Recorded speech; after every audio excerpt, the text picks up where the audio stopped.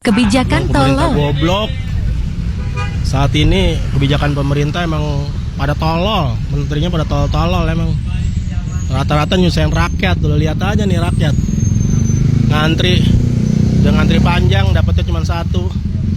Tuh macet, gara-gara ngantri di pangkalan. Rakyat lo tuh banyak, 275 juta, goblok. Kalau nggak ada pengecer ya susah lah beli di pangkalan semua, tolol banget no. Menteri pada tolol, bego ngatur pada orang mah jangan yang eceran, yang pengecer yang dipotong. Ada juga yang tengahnya tuh dari pangkalan atau agen yang harus dilihat penyalurannya bener apa enggak. Kalau pengecer mah cuma 2.000 perak. Di sini juga cuman beda 2.000 perak tapi kita ngantrinya nggak kira-kira. Udah lama nggak dapet juga. Emang kebijakan goblok, pemerintah goblok emang.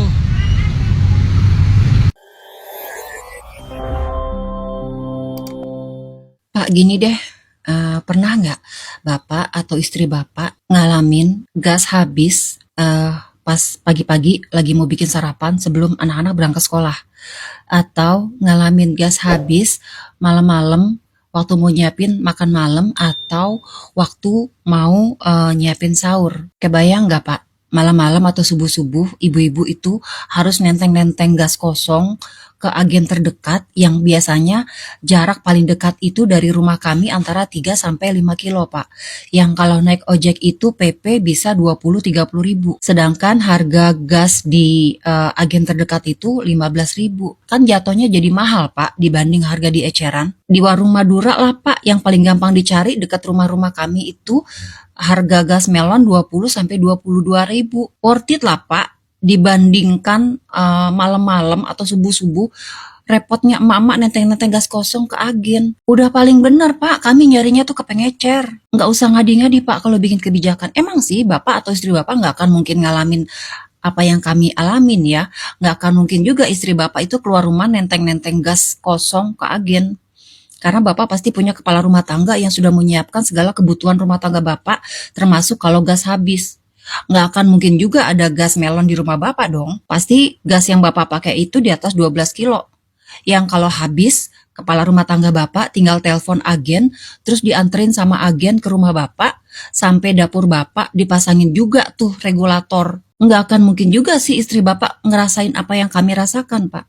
Tapi bukan berarti terus Bapak bikin kebijakan yang ngadi-ngadi begitu, Pak. Gas melon itu udah jadi kebutuhan pokok, Pak, bagi ibu rumah tangga. Yang nggak akan mungkin juga sih kami itu menimbun gas melon, Pak. Tapi Bapak nggak usah seenaknya bikin kebijakan yang bikin kayak leher kami tuh makin tercekat gitu, Pak. Rakyat tuh hidupnya udah susah, Pak. Kami tuh bertahan hidup itu udah mengerahkan segala kemampuan dan kebisaan kami, Pak. Tapi jangan ditambahin juga dengan kebijakan Bapak yang ngadi-ngadi begitu. Tolong dong Pak Prabowo, menterinya dikoreksi nih kebijakannya. Kan gue bilang juga apa tuh ya, ini gas melon ilah udah pasti ada campur tangan penjabat, nggak mungkin enggak. Yang gue heran kok mau bikin kebijakan kontroversial hanya untuk menutupi dan mengalihkan isu cukong oligarki. Aduh, untuk pengalihan isu sertifikat HGB dan sertifikat SAM di atas lautan di seluruh Indonesia, bos. Peta reklamasi di seluruh Indonesia. Kok bisa? Bukan hanya pik aja. Gila, kok mau jadi bandalan cukong sekelas penjabat-penjabat kita? Tolol asli. Jadi gue kasih tahu nih, Smelon itu per 1 Februari pemerintah kita membuat aturan kalau pemberian gas melon ini tidak boleh lagi diadakan secara eceran. Jadi kelas menengah ke bawah lagi nih yang kena. Harus beli langsung tuh. Pertamina harus beli langsung. Gila nggak? Bahkan Menteri Bahlul, kenal nggak lu Menteri Bahlul? Iya, yang gunanya dikit tapi minta gaji paling banyak. Dia bilang tuh, kalau untuk masyarakat, untuk konsumsi, beli gasnya jangan banyak-banyak. Pertanyaan gua, emang ada orang beli gas untuk konsumsi rumah tangga belinya sampai 30-40? Nggak ada, monyet.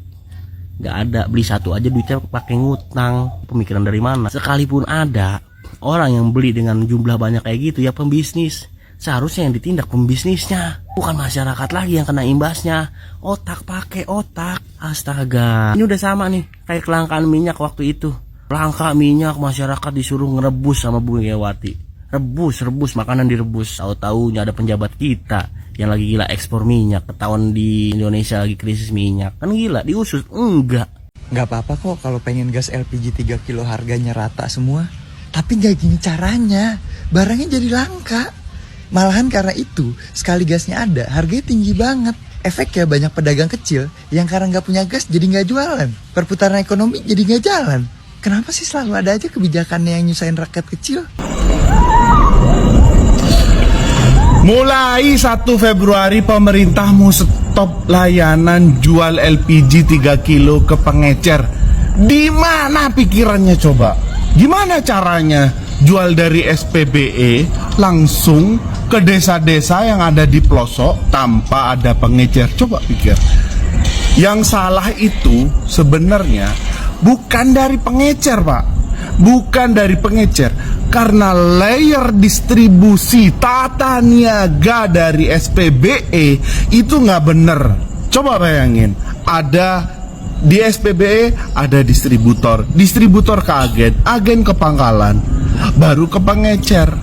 Terus kalau pengecernya harus terdaftar ini, sampai mau daftarin semua yang ada di desa-desa itu impossible, nggak mungkin. Belajar dari rokok lah, produk rokok itu ada di mana-mana, tapi harganya tidak terlampau jauh dari harga produsennya.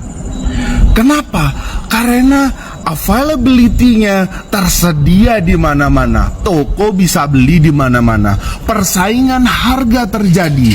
Ketika persaingan harga terjadi, di situ kemudahan dan pelanggan akan menang. Kalau sekarang, siapa sih yang bisa beli ke SPBE? Dibatasi, coba ditambah banyak. Orang-orang yang bisa beli ke SPBE itu dibuat tambah banyak, sehingga terjadi persaingan harga.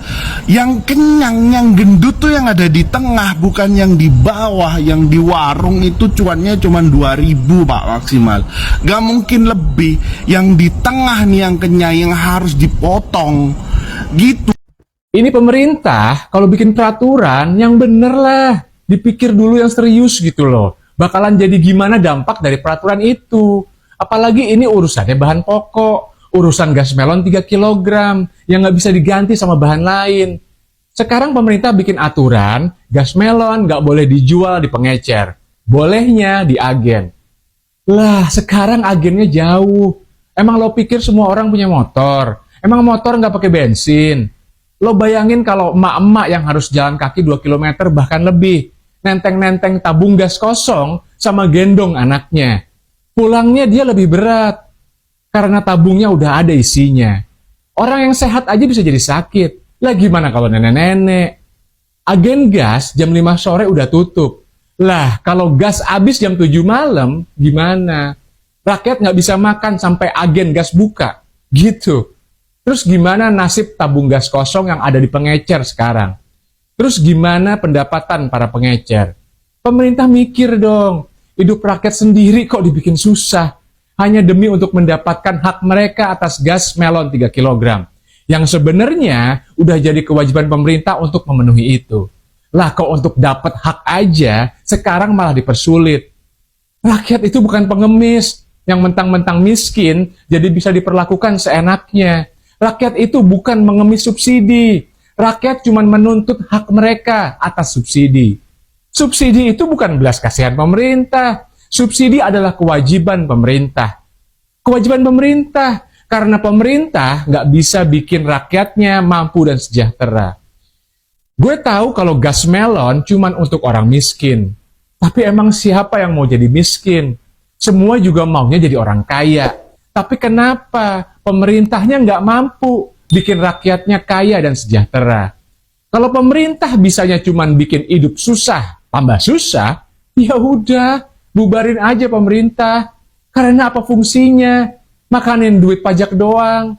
Sekarang lo bayangin, beli gas melon harus pakai KTP sama kakak.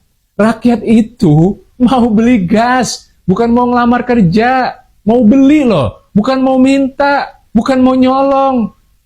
Ini peraturan udah bikin rakyat susah dan resah. Jadi harusnya bukan rakyat yang harus nunjukin KTP sama kakak buat beli gas melon. Tapi menteri yang bikin kebijakannya yang harus nunjukin surat keterangan tidak di bawah pengaruh alkohol. surat keterangan bebas kepentingan pribadi, surat keterangan bebas pengaruh oligarki, surat keterangan bebas dari kebodohan, surat keterangan bebas dari penyakit jiwa. Dan harus dicek, palsu nggak tuh dia ijazahnya. Lo tahu nggak siapa menteri yang bikin peraturannya? Lo googling aja sendiri, biar paham. Salam semangat antitesa 24. Akhir-akhir ini nyari gas melon 3 kg makin susah dicari. Ada yang harganya naik, stok terbatas, dan orang-orang harus antri berjam-jam. Yang dimana Menteri SDM Bahlil bilang kalau LPG 3 kg itu nggak langka, tapi pemerintah lagi beresin distribusinya biar nggak ada yang jual di atas harga resmi. Bahkan sampai saat ini negara masih kasih subsidi di angka 87 triliun dan nggak ada yang dipotong. Tapi nih ya, kita kan tahu di lapangan, realitanya banyak warga di berbagai daerah itu kesulitan dapetin gas. Ada yang harus antri berjam-jam, ada yang rela hujan-hujan, bahkan ada yang terpaksa pakai kayu bakar buat masak. Harga pun naik dari 22.000 jadi 25.000, bahkan ada yang 30.000. Buat pengecer tanpa nomor induk berusaha alias NIB udah nggak boleh lagi jual LPG subsidi. Akibatnya stok di warung-warung itu habis dan warga harus cari ke tempat yang lebih jauh. Sekalipun ada oknum yang menawarkan, pasti harganya ditembak jauh lebih tinggi karena stok terbatas. Jadi sebenarnya ini itu beneran karena stok aman tapi distribusi lagi diatur, atau justru kebijakan baru bikin makin susah gitu loh. Nah, kalau teman-teman sendiri di daerah kalian susah nggak nih dapat LPG juga? Coba deh share pendapat kalian, drop komen ya. Ya Allah, kok begitu cara mengatasi masalah? Distribusi gas 3 kg itu, kalau memang pengecer-pengecernya itu belum diverifikasi dan dinyatakan sebagai agen untuk mempermudah masyarakat mendapatkan gas LPG 3 kg, ya jangan dulu terapkan kebijakannya. Kan kasihan rakyat, harus ngantri begitu panjang, jaraknya jauh, harus ngeluarin uang untuk dapat gas. Kan itu semuanya justru over cost. Kalau memang regulasinya belum siap, ya jangan dulu diterapkan. Yang harus diperhatikan itu adalah maklar atau oknum-oknum yang membeli gas dalam jumlah besar kemudian menjual ecer dengan harga yang di luar ditentukan pemerintah. Itu sebetulnya kewenangan siapa? Ya polisi dong, ya tangkap dong. Kedua Pertamina dong. Masa iya jual kepada orang yang tidak punya izin? Kan nggak mungkin. Kalau dia beli dalam jumlah besar pasti dia punya izin. Dan kemudian dia distribusi, dia jual di luar batas harga. Ya itu sudah permainan lapangan. Jangan rakyat lagi dikorbankan. Perbaiki dulu regulasinya. Jangan kesian orang ngantri gas begitu panjang, capek. Mereka cari uang untuk hidup aja udah susah. Cari gas untuk masak susah lagi. Ini kan kasihan. Negara kok kayak gini banget sih, kayak pejabatnya itu kayak nggak punya rasa kasihan terhadap rakyat. Ngatur regulasinya dulu, memastikan bahwa itu tidak ada antrian, kemudian memastikan bahwa pengecer semua itu berada di titik-titik terdekat masyarakat, baru kemudian diterapkan aturannya supaya rakyatnya tidak susah. Jangan cara begini, ini kan menyulitkan rakyat. Sebenarnya siapa sih mafianya? Kan bukan rakyat. Nah, kalau kemudian agen-agen itu harus dikontrol juga, problemnya untuk mendapatkan izin itu juga tidak mudah. Permainan juga di sana. Jadi semua ini benang kusut. Orang yang bertanggung jawab, ya, menteri yang bertanggung jawab dengan langkanya gas LPG di Banten sekarang distribusinya adalah Bapak ini, ya. Dulu di 2021 dia menjabat sebagai Menteri Investasi. Makanya PIK 2 segala macam itu bisa terjadi. Kemudian di 2024 Agustus sampai sekarang beliau menjadi Menteri ESDM, Menteri Energi dan Sumber Daya Mineral, yang mengatur distribusi daripada LPG. Pikir ada hubungannya nggak antara kejadian PIK 2 pagar laut di Banten dengan kelangkaan LPG yang dimulai di Banten? Saya nggak ngejudge, tapi kalian pikir sendiri ya. Menteri titipan Pak Jokowi ini sangat tahu apa yang harus dia lakukan agar masyarakat terdistraksi dari peristiwa pagar laut, korupsi PIK 2, korupsi PSN, dengan mempersulit masyarakat Banten mendapatkan gas LPG. Ya, mudah-mudahan Pak Prabowo tegas. Mudah-mudahan Pak Prabowo membantu masyarakat Banten. Inilah bahaya, inilah fungsi Menteri titipan Jokowi, inilah fungsinya. Fungsinya adalah untuk menutup skandal-skandal yang terjadi di era Pak Jokowi. Bangkit Pak Prabowo, jangan mau disetir sama menteri-menteri Pak Jokowi. Ini pemerintah mau bikin aturan apalagi sih buat rakyatnya. Rakyatnya udah susah, ayo aja. Demen banget bikin susah rakyatnya. Ini perkara gas 3 kilo aja dibikin susah. Kerepotan orang nyari gas. Aduh, apa sih maunya nih mereka ini, beliau para terhormat yang di atas sana sih. Maunya pada gimana sih sama rakyatnya? Ampun deh, perkara gas 3 kilo aja kosong di mana-mana. Aduh, ampun deh. Assalamualaikum teman-teman, kembali lagi di channel Hero MK. Viral Menteri Bahlil menyetop peredaran gas kilogram di eceran, teman-teman. Aduh, ini apalagi si Pak Bahlil. Yang harusnya diatur itu ya susunan distribusi gasnya itu loh. Dari SPBE, distributor, agen, pangkalan, pengecer itu terlalu bertumpuk-tumpuk gitu loh. Kenapa nggak dibikin dari SPBE distributor langsung pengecer lah sekalian lah. Distributor suruh ngirim-ngirimin tuh ke pengecer tuh biar harganya bisa ditekan tuh. Ini mafia-mafianya ini adanya di tengah, bukan di pengecer. Kenapa yang dipersulit pengecer ya? Akhirnya rakyat kecil juga. Lu nggak kasihan pada pedagang kaki lima tuh, malam-malam jam 11 gasnya habis harus pulang, padahal dagangan masih banyak. Mikir Bahlil, mikir. Kalau emang regulasinya belum bagus, belum tepat ya jangan dilaksanain gitu aturannya. Sekarang lu nggak kasihan orang-orang pada ngantri gas tuh hujan-hujanan, dapatnya mah cuma satu, harganya cuma beda 2.000. Terus mikir gitu, jangan sampai ini jadi pengalian isu saja nih teman-teman nih. Dari kasus PIK 2, korupsi yang terjadi di PSN.